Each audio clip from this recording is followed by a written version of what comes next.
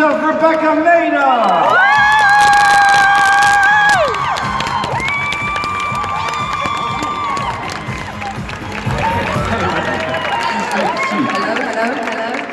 Hello everyone! Wie geht's? Gut? They're very shy because we're just starting. This is like the first thing of the day. So we need to warm them up. Yeah, exactly. Wie geht's euch? Viel besser. Viel besser. Would you like to sit? Or bitte. Great. Great to have you here. Rebecca, first of all, congratulations. Dankeschön. It's lovely. Danke. Wollen wir auf Deutsch weiterreden? Because you have German blood running through your veins. It helped me play Wicked for sure. Yeah? That's the German. It was definitely the German part of me that came Oh out. my goodness. Is that a compliment or is that something? Yes. Okay, good. I'm very proud to be part German. But how often are you in the country? I mean, have you?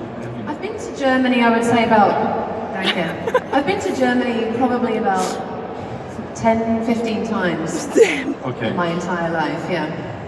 For fun, for work, or just? For family mostly, Okay, so where's your family based? near Dresden. In Dresden. Yeah. Wow. Okay, so you travel to Dresden and then you Yeah. have the rest of the country. Yeah? What about your German language skills? Nicht so gut. Nicht so gut. Ich habe alles vergessen. Man hört das aber überhaupt nicht. You wanna try English and German? Nein, Nein. noch nicht. Noch nicht. What do you like about Germany? Is there something next to being a wicked witch that's a character trait of a German? I love speaking German. I don't know, speaking different languages feels different, and I like how German feels when you speak it. It's like eating a big piece of meat. It's juicy and it's sexy, and you get nein, was? It's like arr. It's just, oh, I love it. A friend of mine once told me that German sounds like someone is constantly throwing up. And I thought it was. No, it doesn't. No, it doesn't. No. I mean, the sound is kind of strange. Yeah, but it's satisfying. Yeah, is it? Yeah. I like that. I'm going to describe it exactly the way that you described it. Yeah, do it. You can have it. Biting in a big, juicy piece of meat. Yeah. Rebecca, let's start from, because we have some time to talk, and Yes. I really like that. Let's start from the beginning, because your career is really impressive. I mean, everyone loves you as the Wicked Witch of the West. But let's start from the beginning. What triggered your interest in becoming an actress? Was there like an incident or someone that you admired, someone who told you, listen, Rebecca, you'd be great in the small and the big screen? When I was little, my German family asked my parents what was wrong with me because I was so loud and silly, and my German Uncle Heinz, told my Uncle Heinz told my father that he thought I belonged in the circus. But I didn't. I think I just always had that personality because my family, especially my English family, are very shy. But I've always been loud and annoying and silly. So I think I was just always. I needed an outlet, and I think acting was that for me. And when I was little, and I used to watch TV or see children in TV commercials, I want to do that. So ever since I was this big, I just felt this need to be on television. It was very strange. I don't know where it came from because my parents are much more shy than I am. But did they support your dream? Because, you know, when you're a kid, you want to be anything from astronaut, actress, fireman, you know, everyone Yeah, has I didn't really talk about it much when I was little. It was more sort of later in life. I didn't become an actress until I was like 23. So it was like after I moved out and stuff like that. But my parents have always been incredibly supportive of everything I do. They're very proud of me. They're my biggest fans. So it's been really nice to have that support from them. So how did you approach that wish or that task of becoming an actress? Getting into acting is really hard. It's a lot harder in the UK than it is in the US. So I think one of the reasons why I had success is because I moved to America, because I didn't go to college and I couldn't really afford to go to university or go to drama school in London, which is incredibly expensive. So I was like, I'm just going to go to America and see what happens. Because I think sometimes in America, if you've got ambition and drive and you work really hard, it's sort of like the American dream, anything can happen. Whereas I feel like in England, if you haven't been to drama school, you can't even get a meeting with an agent. It's a lot harder to break so into it's the a lot more business. conservative than that. Yeah, so I needed to go to America because I couldn't go to school. But you know, going to America, a lot of people have tried it and have done it and haven't succeeded. What was the first step? Where did you go exactly? And what did you think? How would you approach that career goal? Well, I was lucky in that I was able to sort of go in the back door because I used to be a model. And in America, if you are a model and you want to do television commercials, you need an acting agent. So if you're a model, you get given an acting agent just to do like a hair commercial, even if you're not an actress. So that was kind of my way in, and then I sat down and said, oh, by the way, I can act. And they're like, okay. And I'm like, no, I really can. So I proved it to them, and so they started sending me out as an actress. But it was literally, modeling was the bridge for me. If I hadn't have been a model, I would never have become an actress. Did you ever take acting lessons in that regard? And you started to say, basically, you know, now that I have entered that world, I want to, you know, try to professionalize it in that sense? I mean, not really, because they were very expensive. So I didn't, you know, when I was living by myself, the money I made from modeling was to pay my rent. So I never really had the money to take or go to acting school or anything. I did take one class for like 6 weeks, but that was, and then I ran out of money. It's just pure talent. I mean, you know. But did you, you know, once you've made it in the States, did you ever transfer your success to Europe in that regard? I haven't yet. That's next on my to-do list. I really, really want to do something British. I've never worked in the UK. I've never worked in Europe, and that's something I really want to achieve in my career. I'd love to come back to England and do a really cool British TV show. Do you think it's going to be easier? I mean, do you need an agent now in Europe? I think I'm going to have to get a British agent. Yeah. Okay. And so this is on your. I mean, first there's another thing that you have to take care of. What? and then that would be on your bucket list. Yes, absolutely. Yeah, Wow. I'd love to do something British. I want to come home and work and, you know, share it with my family. And you know, I've been gone for such a long time. It would be nice to have that experience and share it with my family. And it's pretty impressive what you have done, you know, with the set goal that you wanted to achieve that. Let's talk about one of the roles that made you famous before you started with the series in which you played the Wicked Witch of the West. Dr. Charlotte Lewis in Lost. An extremely interesting character. And Lost has been a huge success. Back in the days when social media wasn't as big as it is now, because no one could sort of tweet anything about the ending. But I still have the feeling that I didn't quite fully understand the whole ending in some parts of the series. Were you satisfied with the way it ran to the end, and with the way that your character was treated? Would you want me to explain the ending really quickly? Sorry? You said you didn't understand it. Yeah, exactly. Do you want me to break it down exactly. really quickly? Yeah, that would be lovely. I'm lost with the ending of Lost. Okay. My understanding of the ending of Lost is that whatever happened, happened. There was an episode literally called What Happened, Happened. So my understanding with everyone speaking to everybody is that whatever happened on the island did really happen. That plane that took off, those people did get off. Ben and Benjamin and Hurley did stay, they ran the island. And then everybody that was in the church was Jack's purgatory. Everybody in that church was someone that was important to him as he died and crossed into heaven. So it wasn't all a dream. So it was part dream and part reality. I don't think that it was a dream. I think the things where you were seeing everybody in the church, that was Jack's transition. That was his crossover into the afterlife. Okay. That's I how have to basically rewatch the last couple of episodes. That's how I understand it. Did you guys understand it the same way? I mean, who's a fan of Lost? Who's seen Lost? Yeah, I've seen it. So do you agree to what Rebecca just said? Yeah? Okay, thumbs up? Yeah? Okay, let's wait and see.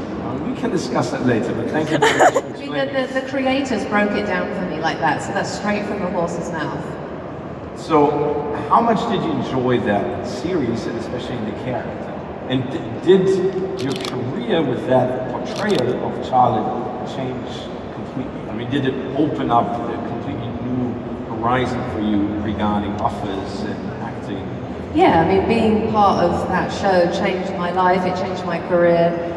it was one of the most important television series ever made. I mean, it changed the face of television. It made sci-fi cool. You know, back in the day, it used to be a separate genre, and all of a sudden, normal people were going, oh, there's a polar bear in the jungle, but I can get behind it. I'm going to tune in every week, because they were able to sort of mesh sci-fi with character development, and you were invested in these people, and it changed the face of television, and it changed my life. I mean, I was only supposed to do like 5 episodes or something, and I ended up working on it for like 3 years or whatever, and I was really grateful to be a part of it, for sure.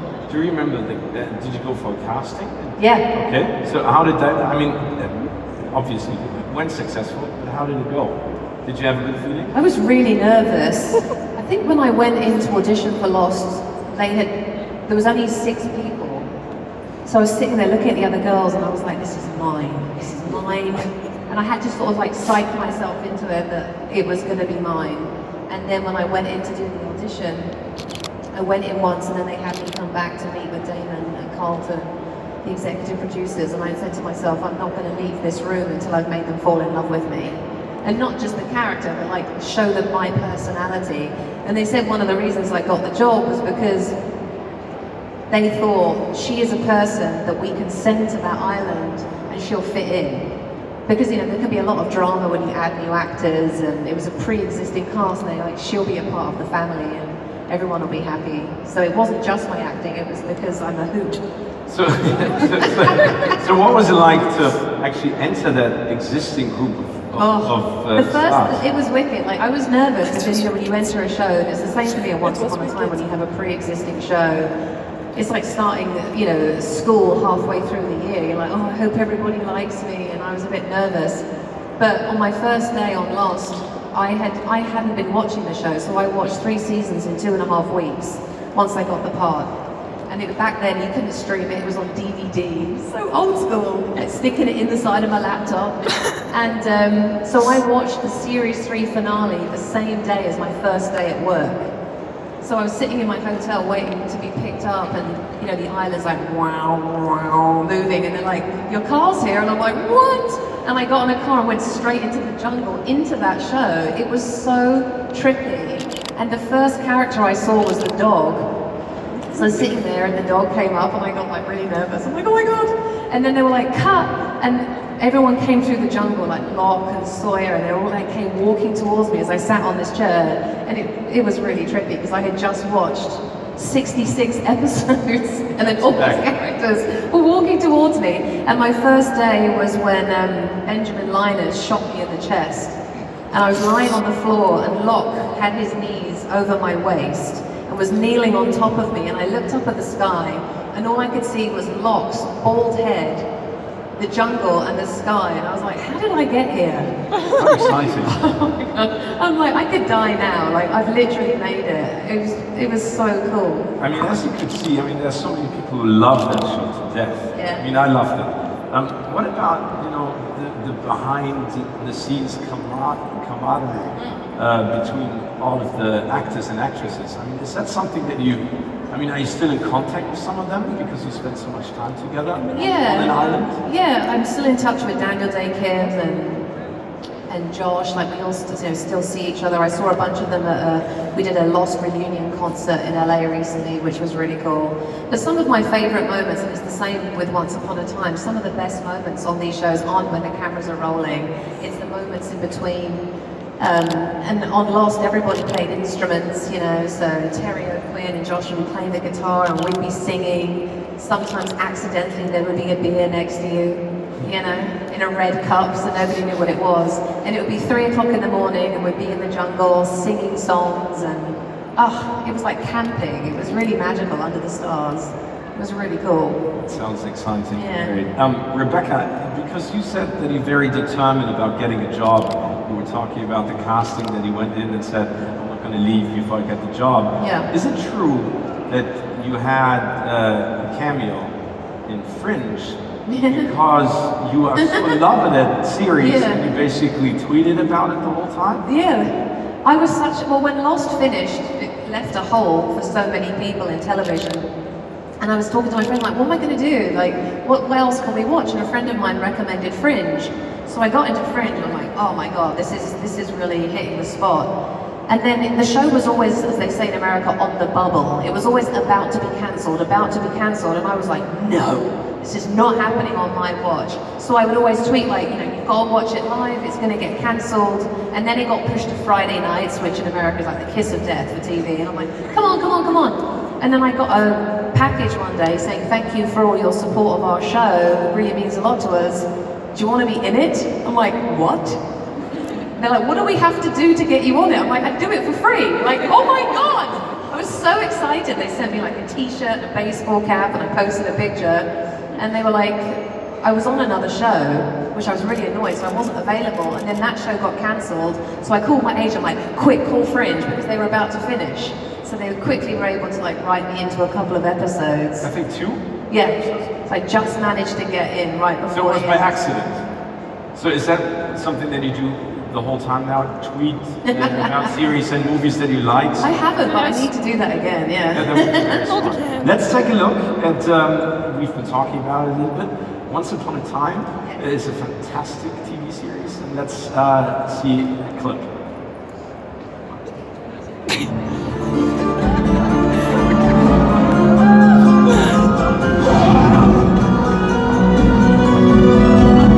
I learned some tricks while I was gone. You showed me my past. Now take me there. To the moment my mother abandoned me, that's when it all went wrong. I need to go back and change it. You want to travel back in time to change the past?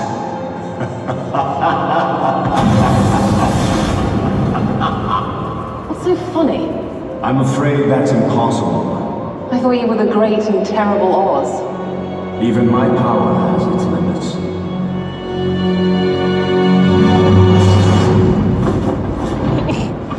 You're telling me? No! Don't! Please! Who are you? My name is Walsh. I'm just a circus hawk, sort of a showman. I come from a distant land, a place called Kansas. You're not even a wizard. It's all part of the act, but what I peddle is real. What you saw there is real. Those slippers took you to the enchanted forest, didn't they?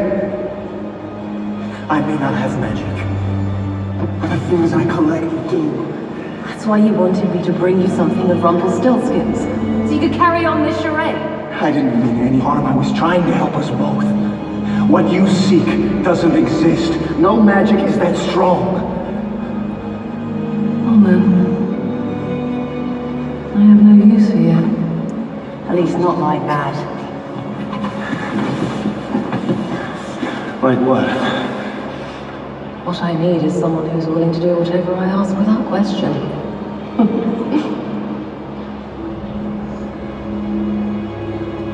Like a trained circus animal. You're evil. Not evil, dear. Wicked.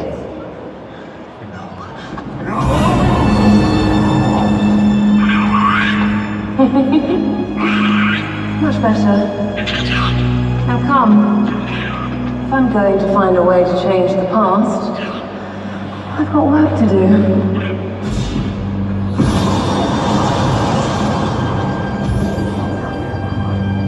Well done, Regina.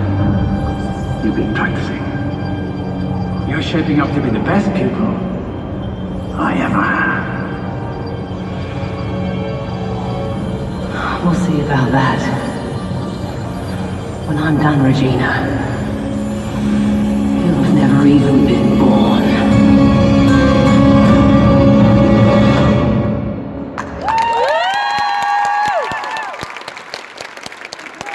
I haven't seen that in so long. Is it weird? Yes! So weird to see yourself on TV. Rebecca, tell us, how did all that come about? How did you enter the world of Once Upon a Time? Actually, well, Adam and Eddie, who created the show, were a part of the writing team on Lost. So luckily, this was just an offer, and I didn't have to audition. And as an actor, that's like the holy grail, to just be handed something on a plate when you've spent years fighting and struggling and knocking down doors. So that was a really beautiful moment for me for them to say, hey, do you want to be on our show? I'm like, yes, please. So it was really cool. How enjoyable is it to be in that cast? Because as you've been talking to us about it, Lost was an amazing experience because of the people that surrounded you and where you were. Is that any different? Or is that something very important for you as an actress, that you work in an environment where you feel safe, sort of loved and surrounded by friends? It's a huge part of it because most of your day when you're shooting a movie or a TV show is you're not actually filming. Most of the day is waiting. I mean, if I've learned one thing as an actor, it's patience. You know, because there's Do you have patience? I do now. Okay. Actually, I didn't used to. I'm like, why aren't we shooting? What's going on? I'm bored. Whereas now, I just relax out and hang out with people, have a cup of tea, eat some chocolate. They knock on my door. I'm ready to go. I'm calm. There isn't that sort of feeling of I should be doing something. I've learned to just wait for it to be my turn. So I think it's very important. The energy between the other actors, and when it's good, it changes the whole experience. I mean, it's a huge part of the experience, and with Once Upon a Time, we all formed such an amazing bond, and we're all still really close and really good friends and see each other all the time, and sometimes we would be having so much fun in each other's rooms that when they knocked and said, we're ready for you, we're like, oh, we're busy in here. All right, we'll come. So that was really, it was like being, and I didn't get to go to university. So for me, us all being in different rooms and going to each other's rooms and hanging out, it felt like I was at school, which was nice because I missed out on that experience. Do you have a certain ritual when you go on set? I mean, is that something that you always do first? Do you walk around the sets, or do you greet the director of photography or your fellow cast members? Well, you get to do all of that in rehearsal. So typically, I'm rehearsing in my pajamas and half of my face is green, so I get to say, Morgan, and chat with everybody. And then when I come in and I'm fully ready, I'm ready to go. What is it like to be working with all these special effects? Does that make it, because as an actor or actress, you kind of have to learn to deal with things that you actually can't see. Yeah. You have to imagine it. Yeah. Does it make it, the whole acting process, sometimes more difficult, more Absolutely. mind-numbing? Is it sometimes just strange to talk to a tennis ball and imagine it's a huge monkey? Or Yeah, it's really bizarre. I mean, even in that scene that we just saw, none of that was there except for the other actor. And all the things that you do with your hand, and you're throwing people and fireballs and poofing. When you disappear, we call that poofing out, and you're doing that, and then you just sort of walk away, or you're holding people up by their throat or blasting people. You look like you're doing this, and you're like, I look ridiculous. But then when you watch the actual thing, you're like, oh my god, I'm so sexy and powerful. But on the day, you're like, what am I doing? It's interesting because I am able to pretend that it's there, even though the world isn't there. And also what they have is they'll have a special effects team off to the side in a tent. So I go and visit those guys before we start shooting because the world is there. So I can go, oh, I'm in a castle, and that's where the monkey is, and that's where the floor is. Because in the real world, it's just, there's nothing there. is it more intuitive acting because you have to imagine it, or Yeah. is it more planned out in a sense because you have to meet a certain spot because that's where the monkey might be, or that's where the... Well, what I do is I'll learn the geography first in rehearsal and then pretend. So I'm not caught up on, oh, I've walked into a wall. So I'll learn the technical parts first and then play. Okay. And lost again. Okay, so, Yeah. so there's a lot more rehearsal to other shows that you've done. Yeah, you have to make sure you're not walking through walls or walking into a vortex of magic to take you to Oz. if you look at Hollywood at the moment, a lot of directors have decided, unless it's a superhero movie of a certain scale, that they try to set up the sets for the actors and actresses to have a more, common feeling of being someplace, being warped into that time zone. Yeah. Do you think that is a nicer way of acting? I mean, without... Yeah, I think if there's as much that you can do as possible to make it real, it is helpful. Like, we had these amazing set designers so that if I was in a certain world, they would try and put as many props as possible so that you did have things to touch, like potions, or even just a table and a chair. They would put as much as possible, and that they could get away with, and then the rest would be put in post. So it's a blend of both. If you can have both, that's perfect. I'm a huge fan of stories that happen, you know, when someone tells us what hasn't gone the right way. You know, bloopers on DVDs are always very exciting. It looks like a show where a lot of things could happen if you know, don't fit the spot or you don't interact the right way with special effects. Is there anything that you can share with us that we haven't heard about or haven't been able to see? One of the biggest things all the time is that people would just walk through a wall. So we'd be shooting, I'm like, cut, you've gone through a wall. And you're like, have I? Oh, shit, okay, sorry. You have to come back. And do it again, so they're imagining something or seeing something that you don't know at the moment. Yeah, because when the director is watching it... It has been blocked away. Yeah, but they have the real world on the screen. So when they're watching what you're doing, the final world has been put on their screens. So they can see you're walking through a wall, but you can't. How difficult is it sometimes when you get so close to fellow cast members to stay serious in a certain scene? I mean, you seem to be a very energetic, very happy person. You know, if you start laughing, sometimes you just can't get out of that situation. That's one of my favourite feelings. You know, they call it the church giggles when you've started and you can't stop. Oh, I love it.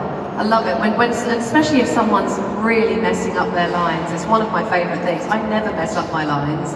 No. But like Colin always did, Sean did, Ginny would, and I'm like, uh-oh, here we go. And I'm not helpful at all. And I'm trying to be strong for them, but like my lips twitching, my nostrils are flapping. I'm like, oh no. And sometimes I've made it so much worse. I have to just face the other way on their coverage. They're like, Rebecca, you're not helping. I'm like, I'm so sorry.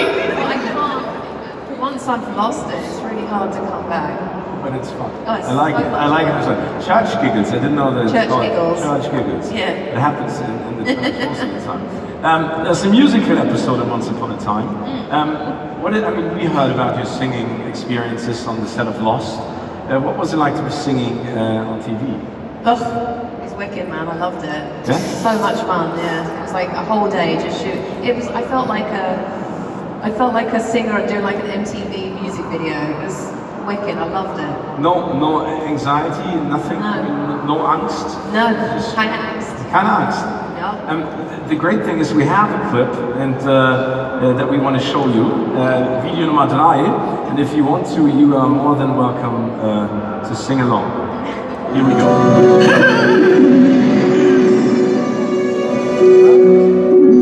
Finally, the moment I was hoping would come, the moment he would realize he chose the wrong one. There isn't any curse I could cause to match this feeling. The pain I knew when Rumble turned his back on my heart. At last will be Regina's when her life falls apart. Suddenly the future's looking more appealing. One side was filled with rage, now I enjoy the ride. It's so electrifying, watching all her dreams denied. Oh, I will fly into tomorrow, my sister full of sorrow, finally paying for her sins. I'll smile all the while she's crying, inside she's slowly dying, learning wicked always wins. All evil may be powerful, the wicked always wins. If none could see me now, she would ache with regret, cause she witnessed all the glory wickedness gets. She went and made Regina queen and my blood loyal. But that's all history, time they all understood. What they call greed and envy, I just call looking good. Alive, we'll fly into tomorrow, my sister full of sorrow, finally paying for her sins. Last time, her life was so enchanted, she took it all for granted.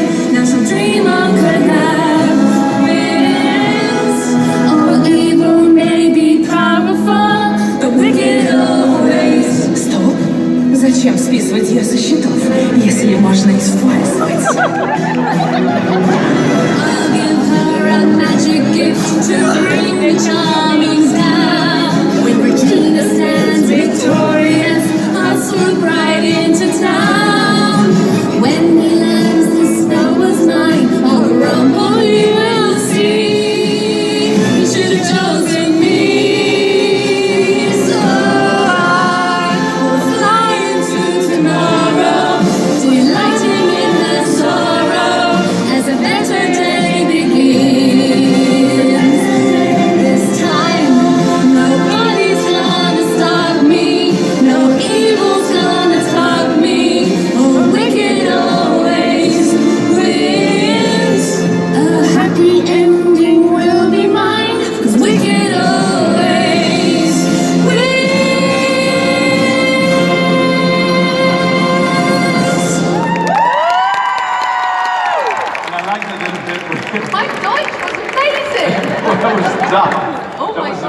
to learn that. A great scene. In what way was it shot? I mean, were you actually singing the whole time, or Yeah. were you just moving the lips to the song that's being played in the back? I recorded it first. We all recorded our songs first, and then when we filmed it, they played it.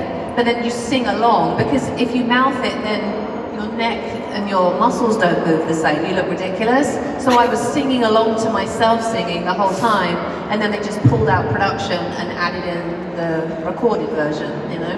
I saw a lot of you here. Could you start singing that song again if you guys join in? The biggest choir on the face of the earth. Would you do that? Finally, the moment I was hoping would come, the moment he would realize he chose the wrong one. There isn't any curse I could cross to match this feeling. The pain that he went up will turn his back on my heart. At last will be Regina's when her life falls apart. Suddenly the future's looking more appealing. Wow. Still remember it. Rebecca, is that something that you would thrive for and that you would really love to do in the future, next to working in the UK, to do musical on a greater scale where you could sing and act? Yeah, you know what I'd love to do? I mean, I love singing. I'd love to do a musical movie. That would be wicked. Because I think doing a musical on the West End or Broadway is brutal, you know. Every day, and it's... Yeah, whereas to do like a film like Moulin Rouge or The Greatest Showman, something like that is like a massive dream of mine. You could do it, I mean, now, a couple of years later, Baz Luhrmann's Moulin Rouge, I mean, a remake. I would love to do something. Is there a favorite musical that you have? I mean, is there a favorite artist whose songs you love to sing along to? I mean, I love Wicked, obviously. I love Idina Menzel, Les Miserables, Miss Saigon. I mean, musicals are my jam. I love going to musicals. The music in musicals are the most fun to sing along to, sing in my car, make me cry, hashtag all the feels. I'm all about it. Good, so you should Twitter more about it. I need to tweet more. Yeah. You're right. I would like to talk about your role as the Wicked Witch of the West, because the original Wicked Witch is very scary, very dark. Your version is a lot more, I would say, human, approachable in a sense. I mean, she still has wickedness to her, German wickedness, as we found out. But how did you actually prepare that character? Was there a lot of it already written down that you could sort of approach? Or was it something that you researched in a different way because you had a certain sense of feeling of how she should be? Well, I didn't want to copy anybody else's interpretation, so I've seen all of the Wizard of Oz's, all the interpretations and the musical, but I decided to just not watch them again because I was nervous. I didn't want to emulate anybody else, so I didn't research it as much as possible. And what was amazing about the creators of Once Upon a Time was that they gave all of us the freedom to, I mean, obviously they did all of the writing, but then they kind of let you run with it and let you play with it. And so I just decided to just feel her out, and I wanted to differentiate my character from all the other villains. So I just made my character they wanted me to be British. They asked me if I would be British. And I'm like, that doesn't make sense. Regina and my mum are American. And they said, you can do what you want, but if you do it English, we'll get you a British dad, and that'll explain why you have that accent. So I'm like, all right, give an Englishman a job, brilliant. So, but I think being British made me different too, because it has a different type of sort of sarcasm and wit to it that I think really made the character unique. Is that something that you can draw from? You know, German roots, English roots, having grown up in America, that you sort of approach a character in that sense that you say, okay, she needs to be a little bit more German, she needs to be a little bit more... She was definitely, yeah. I did, absolutely. I mean, it's who I am, and then I brought that to the character, for sure. Do you have the feeling that, you know, once you enter a TV series and it becomes that successful, and your character keeps on, you know, appearing in all of the episodes and plays a very important role to the whole storyline of the series, that you can actually, is it more free because you can improvise more, you add more to the role? Do you go up to the producers as you say, listen, I would like to, this would be a great story sideline or side way that we could approach her? I I mean, they really gave me the freedom to do what I want with the part, and I love them forever for that. They didn't micromanage anything I did with it. You know, sometimes things would sort of on paper look like I was shouting or really angry, and I'm like, no. I think really calm in a snotty tone with a smile is way more interesting, and they would just let me get on with it. And they even said to me, we don't really know what we're doing, what you're doing, but we love it, so just keep doing what you're doing. So who do you run those ideas by? Is it in your husband or is it Nobody. friends? Nobody. It's just something that comes up and you have a good feeling about it. And Yeah, it's do you feeling. test it in a sense in front of the mirror? Or No, I definitely like. Some people do a lot of preparation, but the less I rehearse and the more I just wing it, the better it is for me. I mean, everybody's different, but I'm like, I think I know how I'm going to do this. I wonder what's going to happen, and then it will happen, and I'm like, oh, that felt right. Is that good for acting? Because I have the feeling that sometimes, because if you're not only the only one in the scene, there are more actresses and actors, you might have to redo a take. So is every take that you do different? Yes. Okay. And you know, Lana's very good at that, the actress who plays my sister, Lana. One thing that I love about working with her is we both mix it up. Because you have to do the same lines so many times, over and over and over and over again, that, you know, we'll give each other something different each time, which is more interesting, because when the actor delivers the same line, the same it's so boring. But with her, with a really good actor, then really listening to what you're saying. So if I'm really listening to you, and then the next take you do it slightly differently, my response will be different because you said it differently. So then you get all these colours and all these different things, and then it's more fun for the editor because they get to pick and choose different things that you did. So it adds more colour to a scene. So would you say that the first take is most of the time just warming up? Is it necessary in the sense that maybe the third or fourth is a lot looser and easier? But you also get tighter, because when you start shooting a scene, you always start with what they call the master. So the master is the big wide where you establish where you are, that's the room, that's who's there, and then it gets tighter and tighter and tighter. So if you have to be an emotional in a scene, you have to save it until the camera's right here, because if you give it to all the other shots, you might not have anything left to give. Thank you so much. Until now. Wir wollen euch auch jetzt heute die Gelegenheit geben, Fragen zu stellen. Wann hat man mal die Chance, Rebecca persönlich zu sprechen? Wir haben eine junge Dame, die hat ein Mikrofon da. Wer hat denn eine Frage an Rebecca? Braucht nicht schüchtern zu sein. Hier vorne fangen wir direkt an. Kurz vorstellen und dann loslegen. Hi. Hello. Do you have a favorite flower? Favorite flower? I like orchids, but I kill them. When someone gives me an orchid, I'm like, that's going to be dead in a week. I don't know what the secret is. If anybody knows it, tweet me. I cannot keep them alive. You don't have a grüne Daumen, you know, a green thumb. That's what we No, I'm good at other things. Keine grüne Thumb für mich. Hier, wir hatten noch mehr Fragen. Hier auf der Seite sonst, hier sind noch ganz viele. Hello. Hi. What is your favorite memory from the set of OUAT? Of what? Of Once Upon a Time. Oh, OUAT, sorry. God, I don't have one. I've got millions and millions and millions and millions of memories. Trying to think what stands out. The first day? The first day was amazing. The last night was amazing. Lots of crying, lots of whiskey. Lots of whiskey. Whew. I think I went to bed at 7 a.m. on the last night. We shot until 6 o'clock in the morning. That was a long night, but it was really fun. And we all cried a lot and tried to steal things and run away. Is that something that you do? Did you keep things from sets? I mean, I don't know what you're talking about. I'm not going to ask you? detail. Nice to meet you, Bob. Mehr Fragen? Ach, hier, da hinten. Hi. Hi. I wanted to ask you if you have an invitation to the wedding of Tiara Scope. Are you invited? Huh?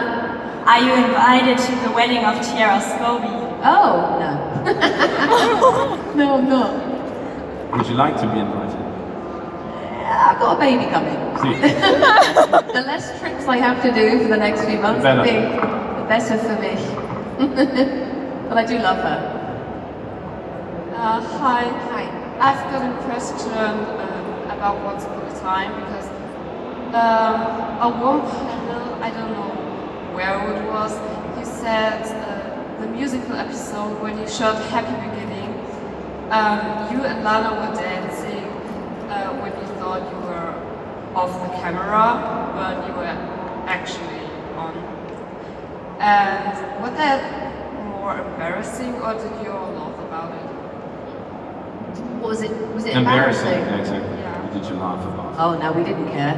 We didn't care about anything. We were so annoying. No, we were shooting the wedding, and she was forgetting the words, so I was spinning her around whenever I saw the camera on her, because she was like, what are the words? I'm like, don't worry about it, it's the back of your head.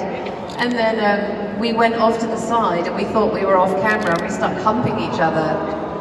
And we're like, we're so hilarious. And they were like, cut, and then the person working the other camera was this woman, and she was like, nice moves at the end. I was actually on you for that, and we're like, oh no.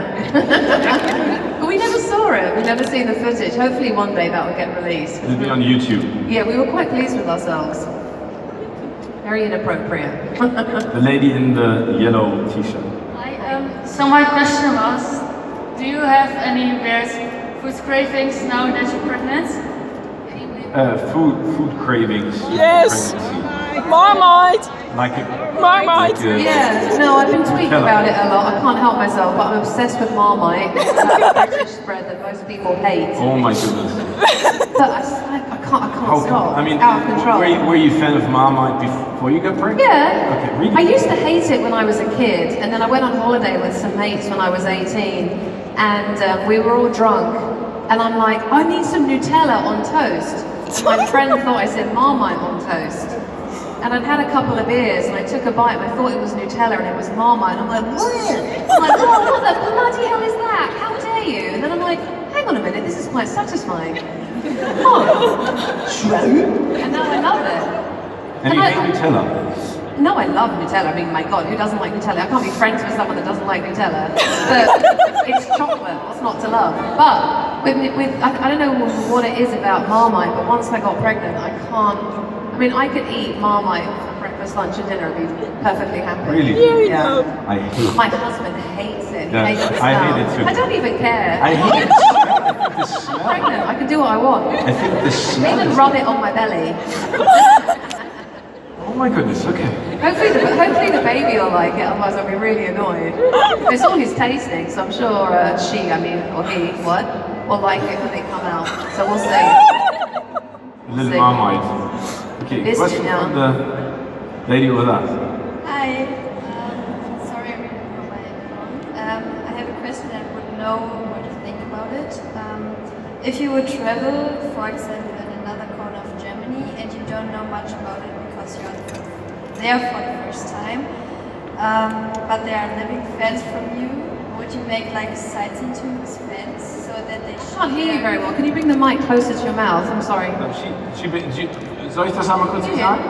Ich erzähl's dir kurz. Ich kann es auch nochmal wieder. Yeah, you can do it again. Okay, sorry. Sorry, No darling. worries. If you would travel to another corner of Germany, Yeah. and you are there for the first time and don't know much about it, but there are fans living from you there, would you like to do a sightseeing tour with fans so that they show you their city? That's quite a good business, actually, isn't it? It's like, I'm in Vienna, come and meet me, take me out. That's not a bad idea, actually. I like it. Let's wait and see what happens after Marmite has They bring born and then- Marmite, we Yeah, can do whatever we want. We can go out, we can hang out. That would be a fantastic sightseeing tour. Yeah, where was I recently? Oh, I was in Florence, and I was like, I just want something English, and everything was pizza pasta. And I was in a market with my husband, and I looked across and I saw this one jar of Marmite. I'm like, yes! And I ran over, and it was like 10 euros or something. I'm like, I don't even care. I went back to my Airbnb, and I was like sticking it on rice cakes. I was so happy. It's the little things in life, isn't it? Yeah. Okay, go ahead. I want to ask you, what do you think about Selina's happy ending on Once Upon a Time? Well, I feel like my character had two endings because there was almost two different TV shows. I really liked the ending at the end of season 6. I thought that tableau was really cool, where it was like me and Regina and Henry, and we set up the cot together and the baby. Like I liked that ending, that Zelina finally got her family and had her happy ending. And then of course there's another ending, you know, with, you know, my daughter now older and stuff. So I think I'm happy that my character finally found love, because her childhood was so scheiße. So that was nice that she finally found love. I think both of them are nice, but I like the fact that both of them, me and my sister, ended up together. And one thing I liked about the relationship between Regina and Zelina is it really was the only sibling relationship on the show. Everything was about ships and romance, but this was, everyone can relate. Most people have got a brother or sister, and it's like my favorite relationship on Friends is the relationship between Ross and Monica, because you can really relate to that familial, like family dynamic. So I like that. I really liked that relationship between the two of us, because I've got a sister as well, so it was really special. I like the way you said Scheiße. Thank you. It sounds sexy when you say Scheiße. Ich weiß. Frage. What's your favorite food from the Netherlands? Pardon? What's your favorite food from the Netherlands? Chocolate. From the Netherlands. Oh, die Nederlands. Yeah. Niederlande. Your favorite Niederlande. Entschuldigung, es tut mir leid. Niederländisches Marmite. Nein. Stroopwafel and chocolade. Yeah. Fantastic. Making me hungry. How do you prepare for an audition? Because that terrifies me. Pardon? How do you prepare for like an audition for a role?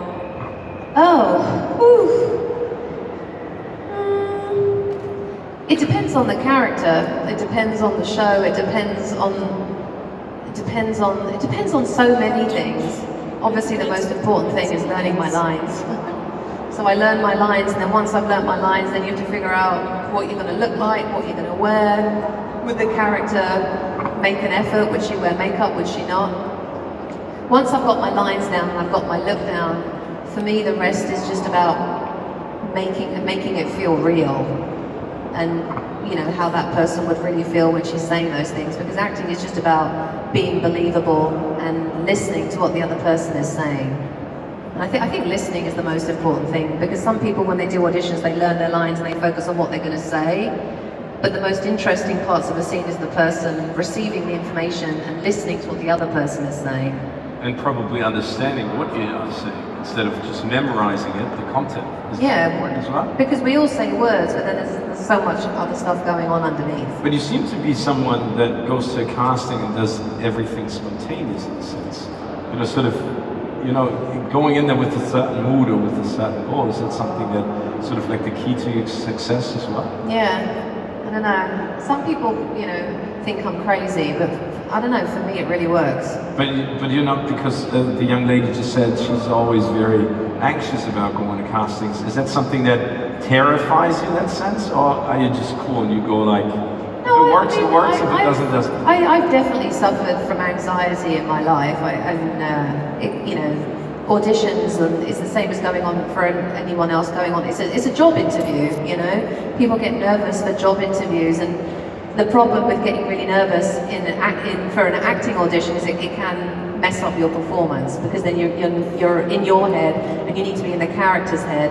So I've sort of learned different techniques over the year of how to chill out, how to calm down, how to pull that feeling out of my chest. And there are lots of different techniques that I use. A lot of it is breathing. One thing that's really helpful if you ever get nervous for auditions is music. Also, getting away from the other actresses is really helpful, because sometimes you can sit in a room and you're all sat there literally on each other's lap, and someone can say something really toxic and it really messes with your head. You're like, oh no, I didn't know that. So sometimes what I'll do, or even like sometimes they have actors wait in an office with all the people that work for the casting director, and you hear them making their phone calls, and they could be saying stuff about other actresses that can mess with your head before you even go in. So you'd rather be by yourself? So I just remove myself from the situation, and if there's nowhere for me to go, because sometimes what I'll do is I'll sign in and say I'm just going to be outside and I'll wait in the hallway. If there's nowhere for me to go, I bought some noise cancellation headphones to block everybody out and just play some like chill out music. So by the time it's my turn, chill. It's all about protecting yourself and holding your own space, you know, and doing what feels good for you. Die letzte Frage von der jungen Dame. Hi. Hello. So my question is, if you could turn a hero from Once Upon a Time into a villain, who would it be and why? If I could turn a hero into a villain from Once Upon a Time, who would it be? A lot of people got to do it, didn't they? I mean, Jen got to be the Dark One, Colin got to be the Dark One. Even Snow got to be the Evil Queen a bit, didn't she? Who else didn't do it? I feel like everybody got to switch. Hast du einen Vorschlag? Henry got to be a bit dark as well because he got to play Pan or something, didn't he? He was telling me about Blue! Oh yeah! Oh, Emily. Yeah, Evil Belle. That could be fun. I'll text her and tell her, yeah. That's an idea. I love her, yeah. That's a good one. Rebecca, last thing that I would like to talk to you about, because it goes back maybe to your German roots. You have created a beer with Main Street Brewing. Is that true? Yeah, I did, yeah. And that was something because it's for a good cause? Yeah. Or was it something that you basically were saying chapeau to your German roots that you wanted to create a beer? Well, both really. I love beer. It's really hard to be in Deutschland walking around pregnant. Everybody's having a beer. I'm like, enjoy it! Big ones, big glass with a massive handle. I'm like, oh God, I want two. And on a hot day as well. There's nothing better than a cold beer on a hot day. It's really tempting. Thanks, Köln. But no, that one I got involved with because Colin and Sean had done one the year prior. For the money goes to this, it's called Downtown Eastside Women's in Vancouver. It's a women's shelter for women. And so all the proceeds go to that. And I wanted to do something really wicked, so I did like a dark beer. Sort of looks like a Guinness, with like a spicy edge to it. It was delicious. And it still is delicious. And it still is delicious. No, it was a limited edition. Okay, so but do you have some in your basement? Drank it all. Oh, you drank it. Yeah. Rebecca, it's been a pleasure to have you here. You're fantastic. Thank you. All the very best to you and your baby and to your husband. Thank you. Please do come back to the CCXP in Köln. Oh, yeah. And a big round of applause for this lovely lady.